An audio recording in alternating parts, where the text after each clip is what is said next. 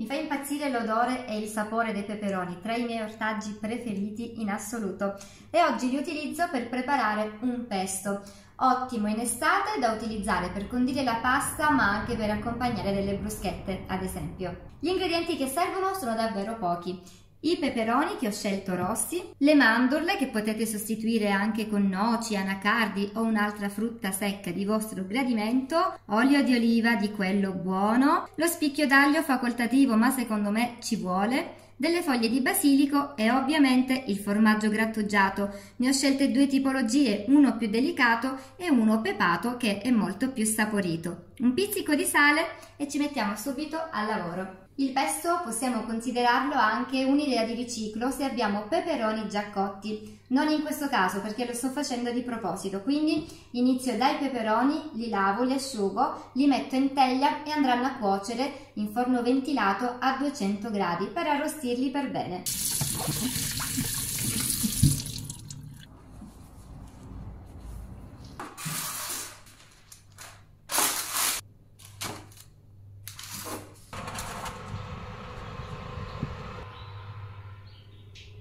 «35 minuti e i miei peperoni sono pronti. Ovviamente andranno puliti, privati del picciolo, dei semi e soprattutto andranno spellati.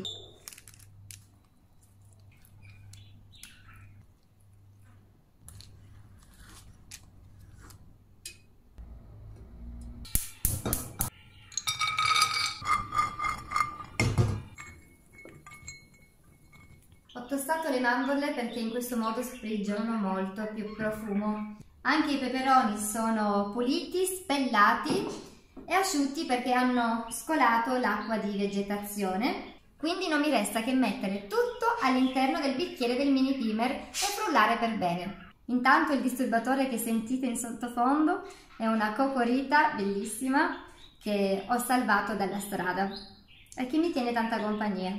Dunque, peperoni, un po' di sale, non esagero perché utilizzerò del formaggio già abbastanza saporito. Pepe nero, le mandorle tostate, l'aglio, il formaggio grattugiato di due tipi,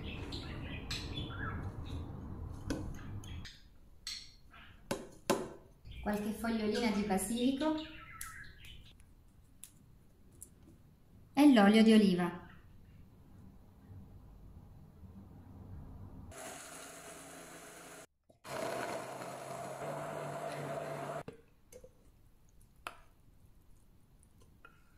Eccolo qui il mio pesto di peperoni.